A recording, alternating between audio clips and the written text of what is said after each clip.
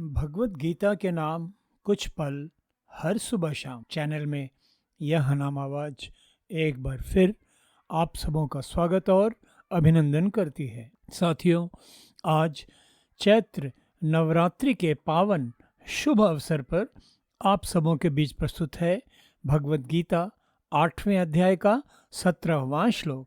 सहस्त्र युग पर्यंतम अहयत ब्रह्मणः विदुः रात्रिं युग सहस्रांतां ते अहोरात्र विदः जनाः। इस श्लोक का सरल शाब्दिक अर्थ इस प्रकार है। हे अर्जुन, ब्रह्मा का जो एक दिन है उसे 1000 चतुर्युग तक की अवधि वाली और उनकी रात्रि को भी 1000 चतुर्युग तक की अवधि वाली जो साधक मनुष्य तत्व से जानते हैं, वे योगी जन ही काल के तत्व को वास्तविक रूप में जानने वाले हैं।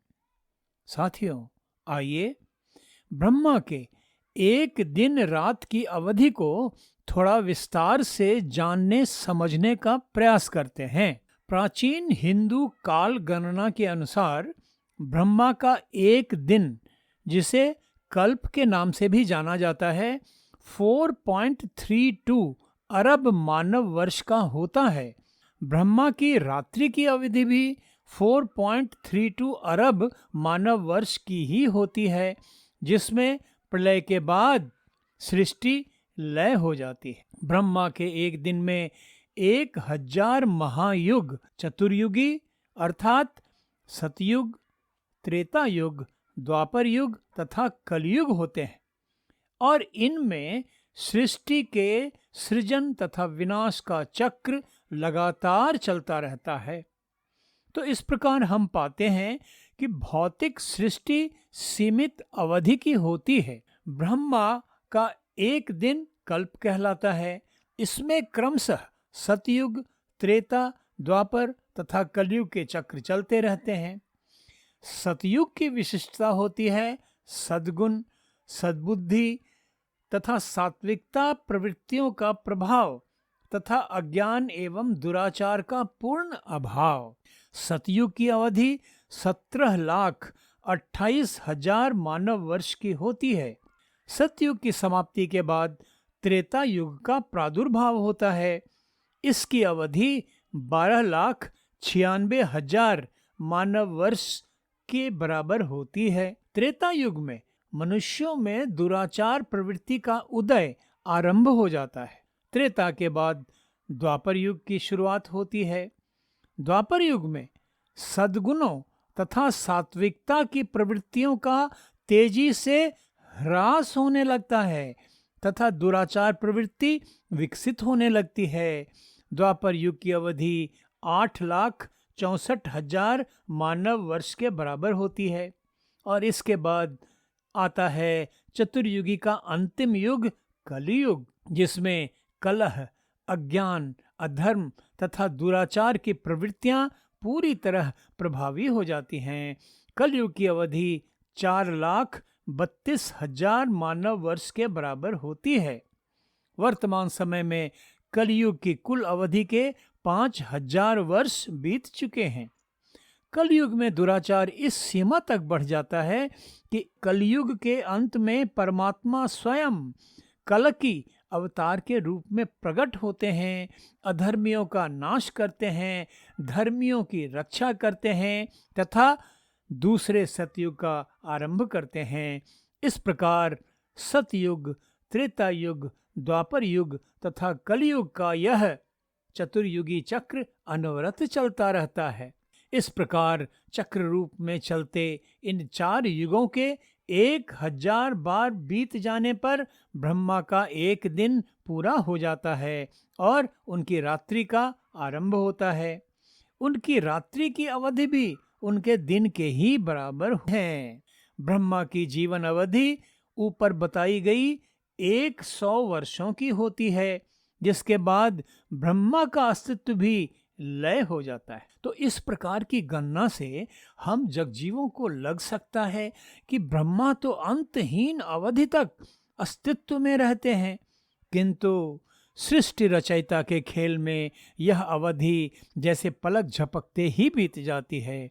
सृष्टि सागर में ऐसे अनगिनत ब्रह्मा पानी में उठते बुलबुलों की तरह अनवरत जन्मते तथा विलीन होते रहते हैं। सृष्टि में ब्रह्मा भी जन्म, वृद्धावस्था तथा मृत्यु के चक्र के अधीन रहते हैं। उच्चतम कोटि के योग साधक गण भी ब्रह्मा के लोक, जो ब्रह्मलोक के नाम से जाना जाता है, में ही स्थापित रहते हैं। ब्रह्मलोक सृष्टि का सर्वोच्च तथा सर्वोत्तम लोक होता है, किंतु प्रलय की स्थिति में सृष्टि के अन्य लोकों के साथ ब्रह्मलोक का भी लय हो जाता है। तो साथियों, काल की विराटता का, विस्तृतता का यह तत्व मोहग्रस्त अर्जुन को समझाने के पीछे श्री कृष्ण का उद्देश्य यह है कि उसे मानव जीवन की लघुता, मानव जीवन की क्षुद्रता, मानव जीवन की क्षण भंगुरता, मानव जीवन की महत्वहीनता इत्यादि का पूर्ण बोध हो, ताकि वह अपनी मोहग्रस्त मानसिकता से उबरकर गुरु रूप में योगेश्वर श्री कृष्ण के मार्गदर्शन में निष्काम अनासक्त भाव से अपना सांसारिक कर्तव्य पालन करते हुए संसार बंधन से मुक्त तथा परम पुरुष परमात्मा से युक्त होकर मानव जीवन का सर्वोच्च उद्देश्य पूर्ण कर ले। साथियों, चारों युगों की बारंबारता के संबंध में मेरे परम आराध्य ब्रह्मज्ञानी सद्गुरु सदाफल देव जी महाराज ने अपनी अद्भुत रचना संकट मोचन में जो लिखा, वह न केवल प्रासंगिक बल्कि गंभीरता पूर्वक विचारणीय भी है, क्योंकि इससे यह प्रमाणित होता है कि योगेश्वर श्री कृष्ण द्वारा भगवत गीता में उपदेशित ब्रह्म ज्ञान की धारा न केवल सनातन है, न केवल अविनाशी है, बल्कि हर युग में जगजीवों के लिए कल्याणकारी भी है।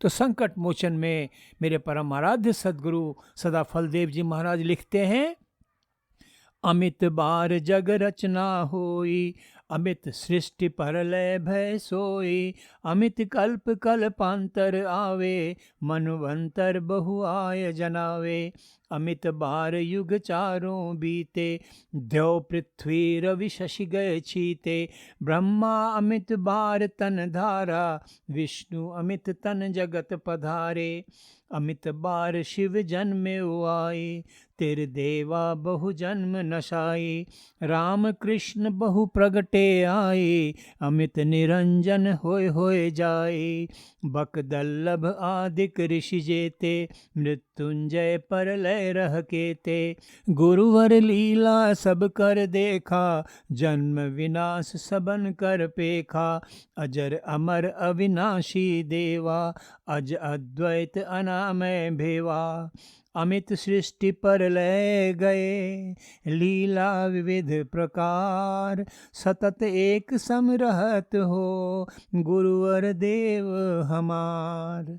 साथियों, प्रलय के साथ आरंभ होता है ब्रह्मा का रात्रिकाल।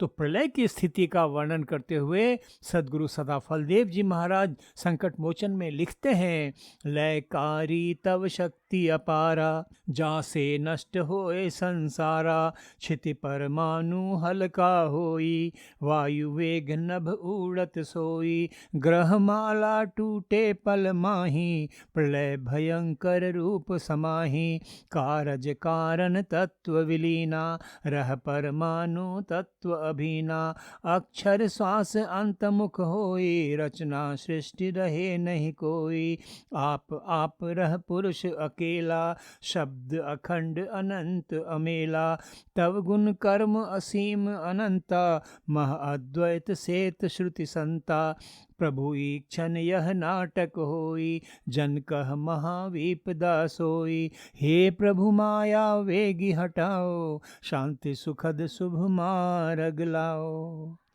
तो साथियों, प्रलय का यह सजीव चित्रण सचमुच रोमांचक तथा हम जगजीवों की क्षुद्रता को रेखांकित करने वाला है। तो हम जगजीव ब्रह्मांड के इस खेल को समझें तथा परम कल्याणकारी मार्ग के पथिक बने, यही प्रार्थना है। विषय तो बड़ा गूढ़ है, समय सीमित है, तो अगले श्लोक के अर्थ तथा व्याख्या के साथ शीघ्र ही फिर मिलते हैं। अशेष मंगल कामना के साथ धन्यवाद। नमस्कार।